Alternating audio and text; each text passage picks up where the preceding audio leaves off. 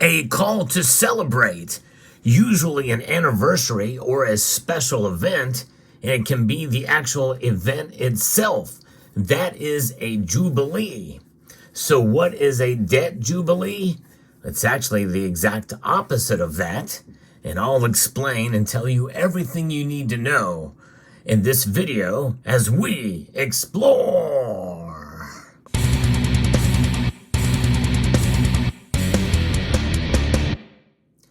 Debt is certainly not something to celebrate. We certainly have a lot of it here in the United States. But there's a lot of nations that are experiencing debt. But what's even worse is that there are a lot of people that are experiencing debt. That's where it really stings. Most of us have some sort of debt in our lives, whether it be a mortgage, a car loan, or student debt. But credit card debt is among the worst of them all. Imagine it all being wiped away. That essentially is the debt jubilee in a nutshell. But I'm going to be referencing in part a piece by internationalman.com by Nick Gambruno that talks a little bit about what this is and the history behind kind of what a debt jubilee is. We are experiencing it on some level depending on your socioeconomic status in this country, and we'll get into that. In ancient times, there was a tendency for people to become hopelessly in debt to their creditors. Eventually, they would rise up and cause instability that could threaten the entire ruling system. In the past, that's what happened. Even going back 4,000 years to the rulers of ancient Babylon, who discovered a technique to stave off these violent revolts. The rulers of the ancient world would recognize this dynamic. Their solution was to enact widespread debt cancellation. Essentially, that is the debt jubilee that has been practiced in the past. Debt jubilees act as a societal pressure release valve when there are no other options. The practice spread in the ancient world and became codified in different civilizations. In the book of Leviticus, it recognizes debt jubilees as the end of the 49-year biblical cycle, 7 cycles of 7 years. This ancient practice will make a big comeback soon as government, corporate, and personal debt have all reached unbearable levels. And in fact, many people feel that we're long past due for that. How much more can we bear? I would argue we can bear a lot more for a lot longer.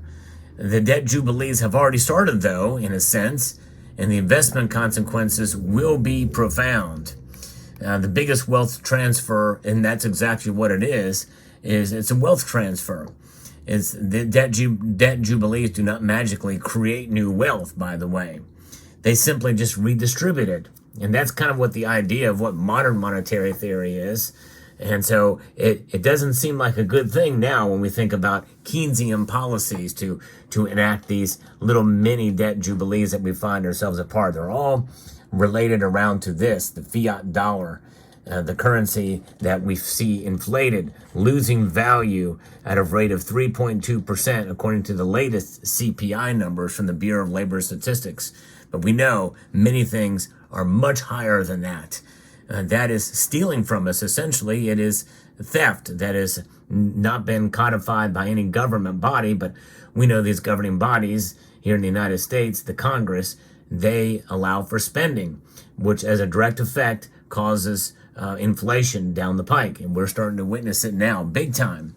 Debt jubilees and government decrees that amount to a massive wealth transfer with big winners and losers. For instance, we saw the PPP loan forgiveness during the COVID hysteria. That was the prelude. Not only that, but we saw all the stymie checks that went out. In fact, mine went directly to gold. Indeed, for sure. President Biden's student loan forgiveness has taken it to the next level. The student loan forgiveness was unprecedented. Unilateral executive action of this size has never occurred during a time of peace. Congress, not the president, is supposed to make spending decisions of this magnitude. And if that student loan debt jubilee went too far, and even when we look at it pouring roughly $500 billion of gasoline on the inflationary fire that is already burning, is reckless if he would have gotten his way totally. He's now doing it kind of behind, using executive orders backhanded to try to make it still happen, essentially kind of buying votes. But aside from the inflationary effects, the student loan Jubilee has set a precedent that will be impossible to reverse. Consider how the people who behaved prudently feel.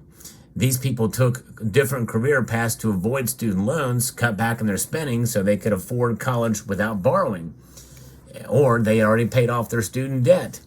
These people are probably feeling like suckers now because it's targeted to just students right now. And what about the people that have just paid them off and the like? So we see that occurring. Now, all it takes is a president's pen stroke to wipe out hundreds of billions of debt if he would have really have gotten his way, and it set a precedent. If he would have done that, it wouldn't be long before we see a credit card jubilee, a car loan jubilee, or a mortgage jubilee. How will the government pay for all of these mini jubilees? It's improbable that they could raise taxes enough to pay for them. It also wouldn't make sense to issue more debt to cancel other debts. That leaves money printing as the only way they can finance these jubilees. And that's what they will do. In fact, the latest bill that has been proposed before the Congress is a $7 trillion spending bill. You can almost call that another jubilee in a sense. There's really not enough taxes that can be implemented to really bring that down, even though they have numbers to say that, yes, they can bring it down in 10 years. But the coming debt jubilees will pour gasoline on the inflationary fire that is already burning. It's not just consumer debt that has become unbearable. The big enchilada is the U.S. government's federal debt, well over $34 trillion. And the U.S. federal government has the biggest debt in the history of the world. It's continuing to grow at a rapid, unstoppable pace. And now many people feel that the U.S. government is fast approaching the financial endgame. The U.S. federal debt has gone parabolic, and it scores trillions, over $34 trillion. And the debt will keep piling up unless Congress makes some politically impossible decisions. And that's just it. It's almost impossible in the political landscape we have today to be able to cut spending. They're racing in the opposite direction now. The latest move was this $7 trillion bill that was introduced into Congress. The amount of debt is so extreme that even a return of interest rates to their historic average would mean paying the interest expense on the debt would consume more than half of the current tax revenues, and more. Interest expense would eclipse Social Security and defense spending and become the largest item in the federal budget. And then a return to historic average interest rate will not be enough to rein in inflation, not even close. And so that would be a case where if that happens, it could mean that the U.S. government is paying more for the interest expense than it takes from taxes. Raising interest rates high enough to dent inflation would bankrupt the U.S. government, and then it would essentially be game over. When you can't even be able to pay the interest with taxes alone, many people feel it would be game over. They would have no choice but to reset the system, and that's what governments do when they are trapped. And I think they know it. I think that's essentially where we're going to go. And I think that's why they're going ahead and spending while they can, getting all they can as quickly as they can before everything breaks. And how long will it last? We don't know. I think they feel they have some time. But so the U.S. government will repudiate its impossible federal debt burden by looking at as much of a sort of a default that would destroy the role of the U.S. in the center of the world's financial system. So the U.S. government could choose immediate self-destruction. Since power does not relinquish itself voluntarily, it would presume that they'll decide to stealthily implement the federal debt jubilee through inflation. Inflation is a big bonus to debtors. It allows you to borrow in dollars and repay in dimes, essentially. Since the U.S. government is the biggest debtor in the history of the world, it is the single largest beneficiary of inflation. So the federal debt jubilee will come in the form of a massive wave of inflation, almost like they're calling for it, almost even hyperinflation. The coming debt jubilee could have the effect of wiping out trillions worth of liabilities and creating previously unfathomable inflation, which would trigger the largest wealth transfer in history. Debt doesn't exist within a vacuum. It's a liability to the borrower and an asset to the lender. Those storing their wealth in government currencies, bondholders and creditors, will be the big losers. Debtors and those who own unencumbered scarce assets will be the big winners. That's gold and silver. It's certainly not just an outcome. Prudent savers shouldn't be made to pay for the excesses of the debtors. Notions of what is just or not to impede, like the Biden student loan jubilee, and it certainly won't for the coming jubilees. Although that will be unfathomable for many people, there's simply nothing anybody can do now. The debt levels have already reached a point of saturation, and the government could soon see jubilees as a politically attractive option. Like universal basic income is one thing that's been talked about in the past. And look at the big picture. It's not going to be necessarily a good thing. That's why having gold and silver is definitely a good way to be able to protect yourself. And but the other thing about it is that some people feel this is a good thing because it's going to usher in what's known as the as asset-based currency. In other words, not debt-based currency. This is a debt-based currency here. This note of legal tender for all debts, public and private. It's a debt instrument. This $2 bill is a United States note, and that's a different matter. This is this note is legal tender for its face value for all debts, public and private. It's at its face value, which is a different thing here, and not as a tender. It is legal tender at its face value as a United States note, not as a Federal Reserve note.